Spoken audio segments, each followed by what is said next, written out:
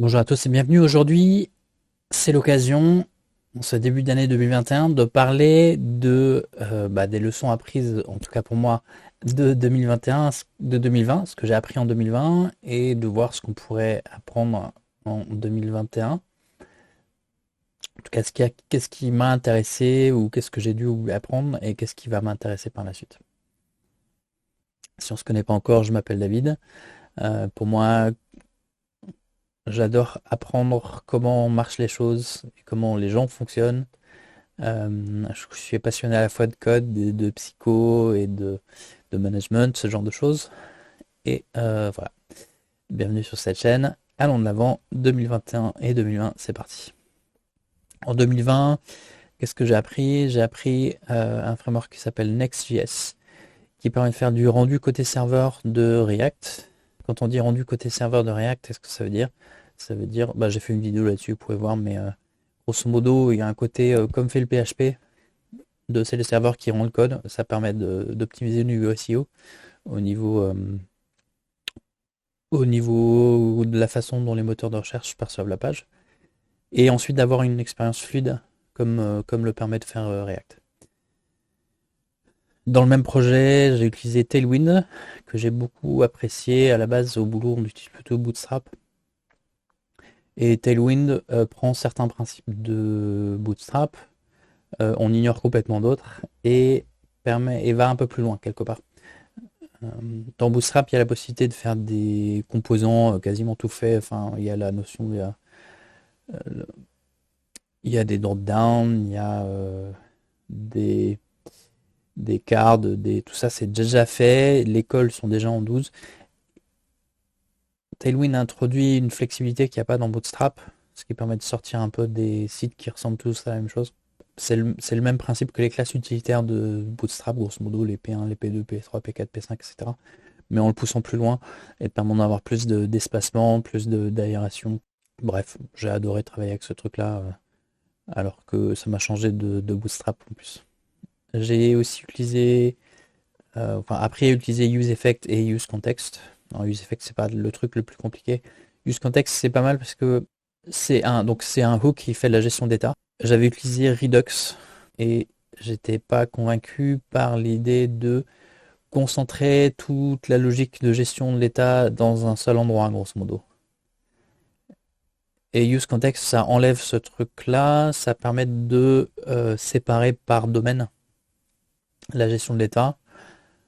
C'est beaucoup plus convaincant comme au niveau architecture que Redux et les autres stores de gestion de l'état qui sont globalisés.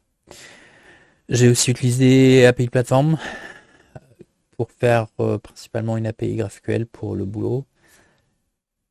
Ça fait le taf, mais je suis pas convaincu. J'ai pas mal galéré pour réussir à faire ce que je voulais là-dessus. Je me suis retrouvé avec des cas d'usage qui étaient difficiles à faire entrer dans la gamme de ce que proposait la librairie de base. Des mutations, des récupérations de collections qui étaient un peu compliquées en termes de. Alors c'est peut-être moi qui ai mal compris comment ça fonctionnait, mais disons que j'ai l'habitude de construire mes API GraphQL qui limitent à la main dans Node.js avec du TypeScript. Et là, voilà, comme je disais, j'ai peut-être mal compris, mais en tout cas, j'ai galéré pour réussir à faire ce que je voulais. Euh, on a un peu utilisé CSS Grid, un petit Flexbox aussi, mais ça c'est un peu plus classique pour faire de la mise en page en CSS. C'est pas mal, j'ai l'impression c'est assez puissant, qu'il y a des trucs que je maîtrise pas encore là-dessus et je vais continuer à apprendre, à voir comment ça marche, voir s'il y a des outils qui permettent de faire des choses bien avec pour simplifier le travail. En 2021, des projets sur lesquels j'aimerais avancer à titre perso ou même pour le boulot.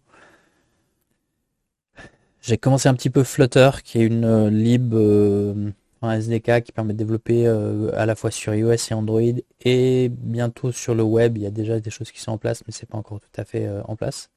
Enfin, c'est pas prêt pour de la prod. C'est possible que je trouve un cas d'usage intéressant avec ça pour fabriquer une appli, mais en tout cas, j'aimerais bien peut-être créer une appli à titre perso. J'en ai déjà créé certaines pour le boulot, enfin j'en ai déjà créé une vingtaine pour le boulot ou même plus. Mais juste sortir un truc. J'ai un compte Apple sur lequel j'ai jamais rien sorti publiquement depuis moult longtemps. Et je me dis qu'il y a peut-être faut que j'arrête de tester des trucs et que je sorte un truc. Je voudrais aborder un peu plus le sujet de machine learning que normalement je devrais connaître un peu mieux vu ma formation stat et tout ça. Je me suis acheté ce bouquin-là. On va voir ce que ça donne. Je l'ai pas mal levé quand on est déjà en vacances. C'est vraiment intéressant. Je vais peut-être utiliser ça pour faire un bot de trading. Il faut juste que je trouve une API qui marche bien en France. Si vous en connaissez, faites-moi savoir. Je voudrais... En fait, j'ai trouvé de quoi faire du trading en crypto. Mais pour moi, grosso modo, il n'y a que Bitcoin et Ethereum qui risquent d'être valables sur le long terme. Auquel je crois en tout cas. Voilà. Euh, Et les deux sont trop corrélés l'un avec l'autre, je pense. C'est deux instruments trop similaires. J'ai l'impression, j'ai pas fait tourner les chiffres, mais de ce que j'ai vu de l'évolution au jour le jour, en regardant un peu les cours, j'ai l'impression que ça, c'est quand il y a un qui monte, l'autre monte aussi. Donc, et quelque part, ils sont tous les deux corrélés, enfin corrélés inversement à l'inflation, quoi, grosso modo, à la baisse du fiat. Donc, ça m'intéresserait d'avoir d'autres instruments avec lesquels faire de l'arbitrage. Donc bref, si vous connaissez une API de trading qui marche en France, qui permet de faire d'échanger des actions, des devises, voilà, ça m'intéresse. Pour le boulot, je vais mettre en place un pipeline de data, un data warehouse, un data lake, et je vais utiliser, je pense, un logiciel, enfin c'est du code source open source, CubeJS, qui permet de faire des dashboards de manière un peu intelligente. Faut encore que je comprenne comment ça marche, mais ça fonctionne avec c'est adossé avec du Redis, qui est une base de données que j'aime bien parce que bah, déjà, c'est du Lua. Ça permet de faire du requêtage enfin bref, j'aime beaucoup Redis. Euh, Ensuite, je me pose la question enfin d'essayer de comprendre un peu Rust. En fait, surtout d'essayer de comprendre pourquoi c'est aussi populaire. Donc j'ai juste regardé de très très loin, j'ai jamais vraiment lancé un tuto là-dessus pour essayer de comprendre. Mais c'est systématiquement en haut des listes des langages les plus appréciés sur Stack Overflow sur les sondages des devs. Donc je vais voir pourquoi, qu'est-ce qui se passe. Et j'ai commencé un peu pour finir à toucher à Solidity, qui est le langage de programmation d'Ethereum. Et ça m'a bien plu, même si je suis pas absolument certain d'avoir compris toutes les implications du truc. Le truc qui me fait un peu peur, c'est l'idée que mon code puisse être en prod et ensuite être un peu immuable. Comme j'ai pas tendance à... J'aime bien l'idée d'être agile, de patcher mon code, de tester, alors tester en prod bref, en mode cronjoy, mais ça me fait un peu peur, disons, que mon code puisse être en ligne et pas être patché.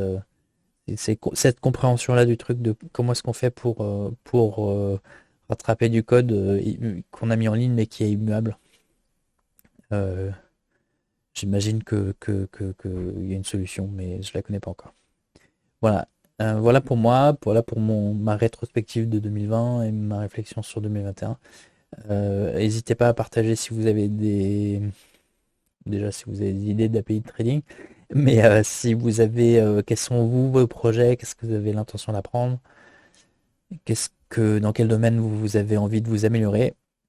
Faites-moi savoir dans les commentaires. N'hésitez pas à vous abonner si c'est pas encore le cas, à souscrire. Si vous avez apprécié cette vidéo, faites-le savoir. Et puis, ben, passez une bonne année 2021. À très bientôt, j'espère. Au revoir.